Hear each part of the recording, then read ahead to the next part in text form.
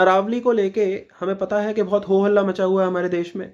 और ये जो हो हल्ला है ये 20 नवंबर के बाद से मचा है, जब honourable chief justice of India at that time justice B.R. Gavai ने अपने फैसले में यहाँ पे एक्सेप्ट कर ली वो डेफिनेशन अरावली हिल्स की, जिसमें कि ये बताया गया कि 100 मीटर और या उससे ऊपर की जो पहाड़ियाँ होंगी उनको अरावली हिल्स माना जाएगा। फिर एक एंगल भी दिया गया।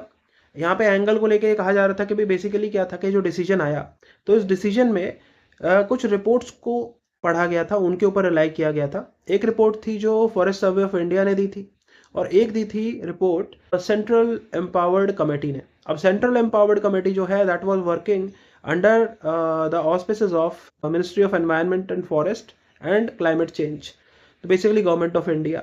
भूपेंद्र यादव जो कि एनवायरनमेंट मिनिस्टर हैं उनकी बात कर लें या मोदी जी की बात कर लें, यहाँ पे ऐसा भी सुप्रीम कोर्ट ने कहा था कि आप जो कमेटी की रिकमेंडेशंस होंगी इसमें जियोलॉजिस्ट्स को भी आप ऑन बोर्ड रखें, और भी जो एक्सपर्ट्स हैं उनको भी कंसिडर करें, और उसके हिसाब से एक आपकी लॉजिकल रैशनल रिपोर्ट होनी चाहिए जिसको कि कंसिडर किया जाएगा और फाइनली एक डिसीजन ली जाएगी। तो यहाँ पे बहुत सी चीज़ें थी। राइवल कंटेंशंस को देखा गया। बेसिकली यहाँ पे एमिकस क्यूरे भी थे, मिस्टर परमेश्वरन। तो जो एमिकस क्यूरे हैं उन्होंने तो ये कहा कि एक ब्लैंकेट बैन लग जाना चाहिए और किसी भी तरह की माइनिंग यहाँ पे अलाउड नहीं होनी चाहिए। हम जब पढ़ते हैं जजमेंट को, जो कि 20 नवंबर 2025 को जस्टिस गवई ने रिटायरमेंट से 3 दिन पहले ही अपनी जजमेंट दे दी थी, तो वहाँ पे ये चीज़ आती है कि जब एमिकस क्यूरे ने कह दिया, यानी फ्रेंड ऑफ कोर्ट ने, कि कोई भी माइनिंग अलाउ नहीं की जानी चाहिए अरावली के क्षेत्र में, जो ये 4 राज्य हैं जिनसे गुजरती है अरावली, क्योंकि इसका बहुत बड़ा रोल है। ये ग्रीन वॉल की तरह है। डेजर्टिफिकेशन जो है, जो एक्सटेंड ना हो ईस्टवर्ड, उसको ये सुनिश्चित करती है। अगर अरावली रेंजेस को हमने यहाँ पे माइनिंग अलाउ कर दी तो रेंजेस, अरावली हिल्स डिस्ट्रॉय हो जाएंगी, तो फिर उसके बाद डेजर्टिफिकेशन जो है वो ईस्टर्न साइड में भी आ जाएगा। सबसे बड़ा इसका नुकसान लॉस ऑफ हैबिटेट होगा। ये मैन एनिमल कन्फ्लिक्ट की इंस्टांसेस हमें बढ़ते हुए देखने को मिलेंगी। यहाँ पे फरीदाबाद में भी हम हमारे बात करें तो यहाँ पे भी तेंदुए वगैरह हैं। पता चलता है कि जो अरावली हिल्स जहाँ से गुजरती हैं उसके पास से तेंदुए आते आते दिखते हैं। फिर उसके बाद और भी जो इलाके हैं वहाँ पे पता चलता है तेंदुए हैं, वो घरों में घुस जाते हैं।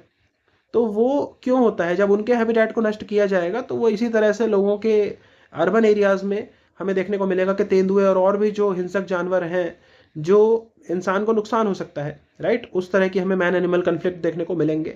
और ये तो प्रत्यक्ष रूप से है। डेजर्टिफिकेशन है उसको परोक्ष कह लेंगे, सीधा सीधा नहीं दिखेगा, थोड़ा समय लगेगा, लेकिन मैन एनिमल कन्फ्लिक्ट तो इमीडिएट इमिनेंट इफेक्ट्स हैं। उनका हैबिटेट नष्ट होगा, कहाँ जाएंगे वो? दूसरा फिर यहाँ पे ये भी होता है कि एक्विफर्स की तरह, जो एक स्पंज की तरह ये एक्ट करते हैं पहाड़ अरावली के, और जितना भी पानी आता है वो सीधा सीप करके नालियों में ना बह जाए, सीवर में ना चला जाए। उसके लिए ज़रूरी ये है कि ग्राउंड वाटर रिचार्ज इस तरीके से हो कि पहाड़ों की दरारों में जाए। उसके बाद पहाड़ की जो दरारें हैं वो एक्विफर, यानी कि पानी को रिचार्ज करने का एक इस तरह का बेसिन, जहाँ पे स्पंज की तरह उसमें पानी भर जाएगा और उससे ग्राउंड वाटर रिचार्ज होगा। तो ये वाला रोल भी ये प्ले करते हैं। तो हम देखें कि हमारे पीने के पानी के लिए, डेजर्टिफिकेशन को रोकने के लिए, और उसके बाद फिर मैंने आपको एनिमल्स का बताया, तो एनिमल्स के हैबिटेट के पर्सपेक्टिव से, और इसकी जो एक प्राकृतिक सौंदर्य है वो बात भी है, एस्थेटिक वैल्यू भी है। पैराग्राफ 40 में, however, taking all aspects of the matter into consideration, especially the fact that the Aravali hills and ranges harbor rich biodiversity and 22 wild life sanctuaries, यहाँ पे 22 वाइल्ड लाइफ सेंचुरीज हैं अरावली हिल reason में, 4 tiger reserves, 22 wild life sanctuaries हैं और 4 tiger reserves हैं। Keoladeo national park है, यहाँ पे एक नेशनल पार्क है, along with wetlands like Sultanpur, Sambhar, Silisade and Asola Bhatti, and aquifers that recharge the river systems including the ones at Chambal, Sabarmati, Luni, Mahi and Banas. It is more than appropriate that before permitting further sustainable mining activities, the same are preceded by preparation of a यहाँ पे management plan for sustainable mining, इसकी बात बोली गई है कि ये यहाँ पे होनी चाहिए। तो जस्टिस B.R. गवई ने जो फाइनली अपना ऑर्डर दिया है इस जजमेंट में वो है, 1. We accept that recommendations made by the committee with regard to the definition of Aravali hills and ranges given by Minister of Environment, Forest and Climate Change, तो इन्होंने एक्सेप्ट कर लिया है डेफिनेशन को, यानी कि 100 मीटर, और उसके बाद फिर एंगल जो है वो 3 डिग्री से भी ज़्यादा का कह रहे हैं। यानी कि यहाँ पे बोला गया था कि 3 डिग्री वाला आप एंगल मान लो कि उसको पहाड़ी माना जाएगा, लेकिन कहा कि नहीं 3 डिग्री को नहीं मानेंगे, मुझसे ज़्यादा वाले को मानेंगे पहाड़ी। तो ये चीज़ थी, इसमें एरर अब देखने को मिल रही है। उसके कारण क्या होगा कि 90% पहाड़ साफ हो जाएंगे अरावली हिल्स के, और जो इंटर हिल जो एक गैप था कि 500 मीटर का अगर गैप है तो ही उन्हें रेंज का पार्ट माना जाएगा, इस तरह से उसको भी एक्सेप्ट किया गया है। और दूसरा पॉइंट है कि we further except the recommendations with regard to prohibition of mining in core inviolate areas. तो जो कोर और इनवायलेट एरियाज हैं वहाँ पे माइनिंग नहीं होगी, लेकिन कोर इनवायलेट एरियाज में कुछ हद तक माइनिंग हो सकती है। वो क्या माइनिंग होगी उसमें बताया गया है कि जैसे mining and mineral development and regulation act जो था उसके शेड्यूल फर्स्ट के पार्ट बी और डी में, पार्ट बी में दे रखे हैं एटॉमिक मिनरल्स और पार्ट डी में दे रखे हैं क्रिटिकल और स्ट्रेटेजिक मिनरल्स। तो ये जो मिनरल्स है इनकी माइनिंग हो सकती है कोर या फिर इनवायलेट एरियाज में, बाकी कोई माइनिंग वहाँ पे अलाउ नहीं की जाएगी। थर्ड पॉइंट है जो इन्होंने एक्सेप्ट किया है कोर्ट ने कि सस्टेनेबल माइनिंग एक्सेप्ट होगी, इलीगल माइनिंग अलाउ नहीं करी जा सकती किसी भी हाल। इसीलिए इन्होंने कहा है कि management plan for sustainable mining ये लेके आए, और ये कौन लेके आएगा? ये लेके आएगा Indian council for forestry research and education ICFRE। जैसे उसने सारंडा में एक प्लान वो लेके आए थे for sustainable mining of iron ore, Singhbhum, Saranda और चाईबासा डिस्ट्रिक्ट्स के लिए झारखंड के, तो उसी तरह से कहा जा रहा है कि अरावली के लिए भी वो लेके आए। हालांकि अरावली जो है वो बहुत बड़ा एरिया है सारंडा के मुकाबले, और ऐसा कहा जा रहा है एडिशनल सॉलिसिटर जनरल के द्वारा, लेकिन सुप्रीम कोर्ट ने फिर भी कहा है कि नहीं, इसके लिए आपको लेके आना होगा considering the environmental and ecological balance that is at stake in this case.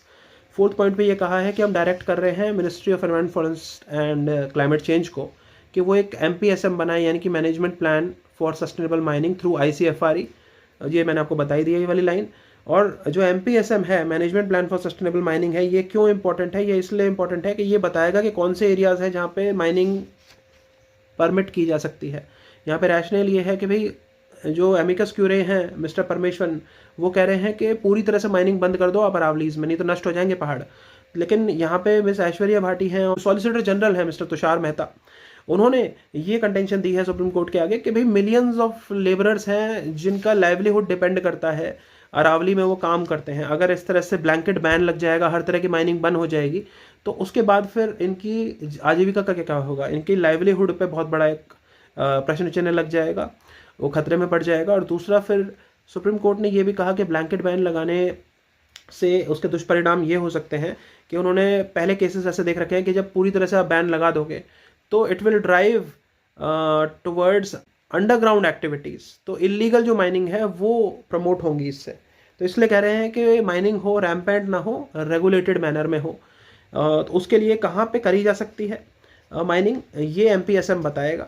दूसरा, incorporate a thorough analysis of cumulative environmental impact और इकोलॉजिकल कैरिंग कैपेसिटी, ये भी कहा गया है। फिर ये भी कहा है कि include detailed post mining restoration and rehabilitation measures, ठीक है। फिर फोर्थ पॉइंट ये है कि इन्होंने MPSM के लिए ये कहा है कि जब तक वो नहीं फाइनलाइज होता है ministry of environment forest climate change के द्वारा थ्रू ICFRE, यानी कि Indian council for forestry research and education के द्वारा, जब तक MPSM नहीं बनता है ministry of environment forest and climate change के तत्वाधान में, तब तक नए माइनिंग लीजेस नहीं दिए जाएंगे। बहुत इंपॉर्टेंट है, सुप्रीम कोर्ट ने जस्टिस BR गवई 20 नवंबर के अपने ऑर्डर में कहा था कि नए माइनिंग लीजेस नहीं दिए जाएंगे जब तक MPSM नहीं आएगा। MPSM अभी नहीं आया है, ठीक है। तो फिर कह रहे हैं अगला कि we further direct that upon MPSM being finalised through ministry of environment forest and climate change in consultation with ICFRE, तब उसमें जो माइनिंग होगी वो भी सिर्फ MPSM की गाइडलाइंस के हिसाब से ही माइनिंग अलाउ की जाएगी, यानी कि सस्टेनेबल माइनिंग। और लास्ट पॉइंट इनका ये है कि in the mean time mining activities in the mines which are already in operation would be continued in strict compliance with the recommendations made by the committee in paragraph 8 of its report। तो इस तरह से कहा गया है। तो यहाँ पे सीधी सी बात ये है कि ये तो आ गया था जस्टिस गवई का डिसीजन, और यहाँ पे सबसे ज़्यादा विरोध इस बात का हो रहा था। अर्नब गोस्वामी ने भी अपने टॉक शो में जस्टिस गवई को इन्वाइट करा, जस्टिस गवई वहाँ पे आए तो उन्होंने यही अपने बात रखी कि ऑल्दो जजेस are not responsible to justify their judgements, but it is a matter related to public interest, that is why I have responded to your call and I have come here, or just to explain a few things, but फिर उन्होंने बताया कि we have said that there should be a management plan for sustainable mining, ये हमने बोला है, और ये कहा है कि फ्रेश माइनिंग लीजेस नहीं दिए जाने चाहिए। अब यहाँ पे क्या है कि अर्नब के शो में ये देखने को मिला है कि आज का ही वो शो है, उसमें ये बात आ रही है कि एक व्यक्ति आया, वो बता रहा है कि जब ये 20 नवंबर को ऑर्डर आ गए थे जस्टिस गवई के, उसके बाद 100 के आसपास लीजेस 25 दिनों में, यानी कि 4 लीजेस एक दिन में, 100 के आसपास फ्रेश लीजेस, फ्रेश लाइसेंसेस दिए गए हैं राजस्थान की स्टेट में। तो यानी भजनलाल सरकार राजस्थान में ये दिए गए हैं, इसकी पुष्टि हम नहीं कर सकते, लेकिन अर्नब गोस्वामी जो हैं उन्होंने अपने खोजी पत्रकारिता से ये पता लगवाया है। एक एक्सपर्ट वहाँ पे बैठे भी हुए थे, वो बता रहे थे कि ऐसे 100 लीजेस दिए गए हैं। और अब जस्टिस सूर्यकांत शर्मा जी ने, CJI साहब ने यहाँ पे सुओ कॉग्निजेंस लिया है। उनको कई लोगों ने लिखी थी चिट्ठी, एनवायरमेंटलिस्ट सीनियर एडवोकेट्स ने भी लिखी थी। तो उन्होंने अब अपना वेकेशंस चल रही हैं अभी विंटर की, लेकिन फिर भी उन्होंने मंडे को यानी कल इस केस को सुओ कॉग्निजेंस ली और उसके स्टे लगा दिया जस्टिस गवई ने जो कहा है।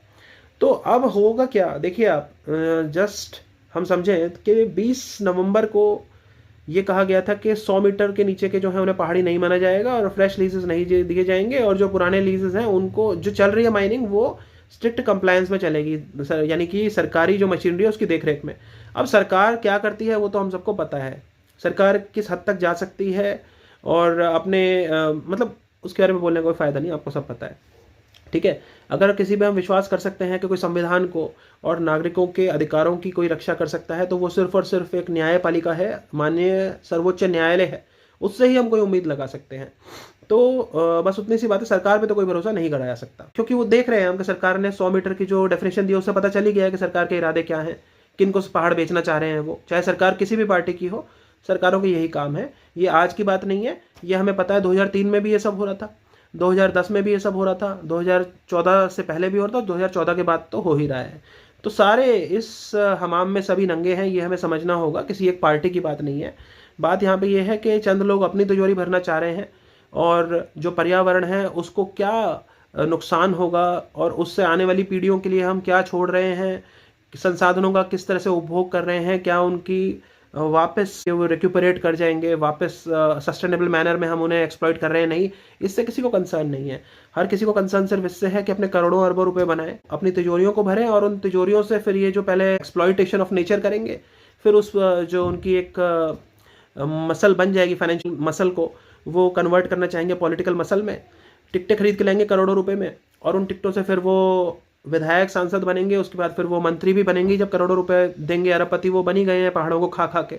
तो वो सारी चीज़ें चलेंगी, और इसमें कोई भी पार्टी पीछे नहीं है, पार्टी कोई भी हो, वो सब यहाँ पे जिसके पास पैसा होता है वो किसी भी पार्टी के पास जो पावर में होगी उसके पास जाएगा, पैसा फेंकेगा और टिकट खरीदेगा और विधायक सांसद बनेगा और मंत्री बनेगा, और उसके बाद जब जैसे उसने अभी एनवायरनमेंट को लूटा है, ऐसे ही आगे करके वो जनता को और ज़्यादा लूटेगा। जनता के सरोकार से उसको कोई लेना देना नहीं है।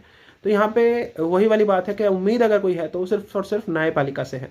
अब यहाँ पे सवाल ये आता है कि अर्नब गोस्वामी के शो में अभी उन्होंने ये कहा कि 20 नवंबर को जस्टिस गवई ने जो ऑर्डर दिया, वो मैंने आपको उसकी मेन बता दी, उसमें जो 7 पॉइंट्स हैं उसमें साफ साफ कहा गया है फ्रेश लाइसेंसेस नहीं दिए जाएंगे। राजस्थान ने फ्रेश लाइसेंसेस दिए हैं, तो सवाल ये उठता है कि फिर ये फ्रेश लाइसेंसेस दे कैसे दिए गए, जब तक management plan for sustainable mining नहीं आएगा तब तक आप नहीं दे सकते नए लाइसेंस। तो राजस्थान ने कैसे दे दिए, तो यहाँ पे ये चेक किया जाएगा कि किसको लाइसेंस दिए गए हैं, चेक किया जाना चाहिए।